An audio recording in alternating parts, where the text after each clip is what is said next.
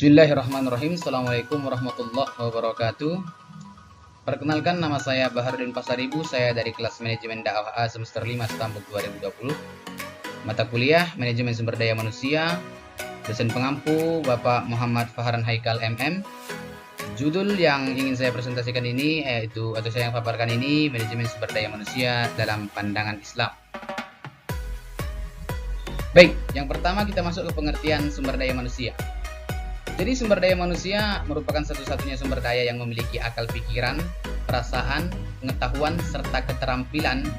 Semua potensi yang dimiliki sumber daya manusia akan sangat berpengaruh pada perkembangan suatu organisasi maupun usaha. Bagi perusahaan ada 3 sumber daya strategis lain yang mutlak harus mereka miliki untuk dapat menjadi sebuah perusahaan unggul. 3 sumber daya kritis tersebut yaitu menurut Ruki, yang pertama financial resource, yaitu sumber daya berbentuk dana atau modal finansial yang dimiliki. Yang kedua, human resource, yaitu sumber daya yang berbentuk dan berasal dari manusia yang secara tepat dapat disebut sebagai modal insan. Yang kedua, informational resource, yaitu sumber daya yang berasal dari berbagai informasi yang diperlukan untuk membuat keputusan strategis ataupun taktis. Kita lanjut ke pembahasan selanjutnya, yaitu pengertian MSDM, Manajemen Sumber Daya Manusia. Menurut Shimamura pada tahun 1997, manajemen sumber daya manusia adalah pendayagunaan, pengembangan, penilaian, pemberian balas jasa, dan pengelolaan individu, anggota organisasi, atau kelompok kerja. Sedangkan menurut Dessler, manajemen sumber daya manusia dapat didefinisikan sebagai suatu kebijakan dan praktik yang dibutuhkan seseorang yang menjalankan aspek atau orang atau sumber daya manusia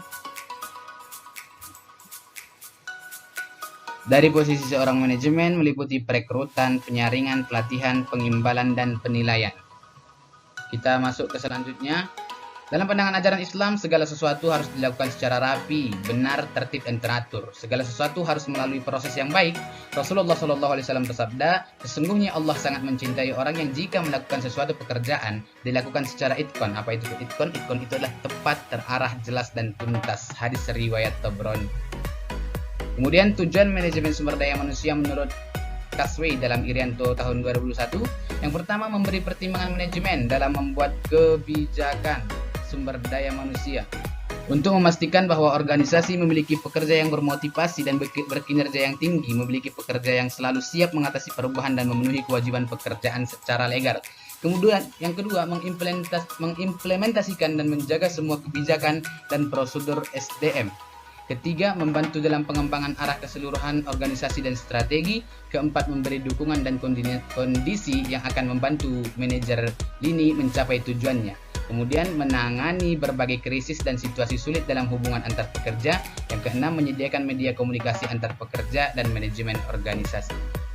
Untuk mencapai tujuan manajemen sumber daya manusia, maka SDM harus dikembangkan dan dikelola secara optimal. Kegiatan akan berjalan lancar apabila memanfaatkan fungsi-fungsi manajemen. Fungsi manajemen sumber daya manusia yang dimaksud itu ada beberapa. Yang pertama itu perencanaan. Perencanaan adalah kegiatan memperkirakan tentang keadaan tenaga kerja agar sesuai dengan kebutuhan organisasi secara efektif dan efisien. Kemudian yang kedua itu pengorganisasian, yaitu kegiatan untuk mengatur pegawai dengan menetapkan pembagian kerja, hubungan kerja, delegasi wewenang, integrasi, dan koordinasi dalam bentuk bagan organisasi. Kemudian pengarahan dan pengadaan. Setelah itu pengendalian, ada pula pengembangan, kompensasi, pengintegrasian, pemeliharaan, kedisiplinan, dan pemberhentian. Kemudian, baik, kita lanjut ke pembahasan selanjutnya, yaitu prinsip-prinsip Islam dalam pemberdayaan sumber daya manusia. Prinsip-prinsip manajemen Islam, khususnya dalam hal pemberdayaan sumber daya manusia, dapat dirumuskan dalam beberapa poin. Yang pertama itu prinsip kompetensi. Prinsip kompetensi adalah prinsip utama dalam manajemen Islam. Kompetensi yang dimaksud di sini ialah kemampuan atau keahlian yang dimiliki oleh personal sebagai bagian dari organisasi atau bagian dari suatu proses kerja yang dibutuhkan untuk mencapai tujuan. Yang kedua, prinsip keoptimalan dan kelebihan dalam kompetensi. Jadi prinsip kedua dari manajemen Islam ini ialah kompetensi yang dimiliki harus optimal dan melebihi kompetensi personal lain yang memiliki kompetensi yang sama.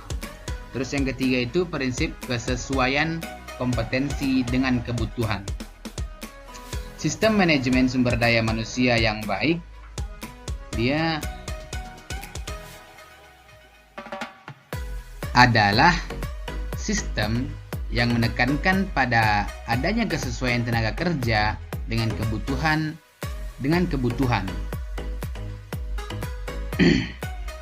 Dan masih banyak prinsip-prinsip Islam dalam pemberdayaan sumber daya manusia seperti prinsip kesesuaian kompetensi personal dengan penempatan, prinsip kewenangan dan tanggung jawab, prinsip batasan kewenangan, dan prinsip adanya penghargaan dan kompensasi. Mungkin cukup sekian yang dapat saya paparkan. Lebih kurangnya saya mohon maaf, dan kepada Allah saya memohon ampun.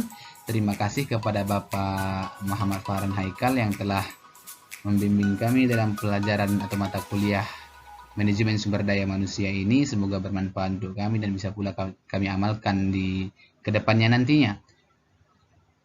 Saya akhiri video ini dengan mengucapkan salam. Hadanallahu wa iyyakum ajma'in. Wabillahi khair. Assalamualaikum warahmatullahi wabarakatuh.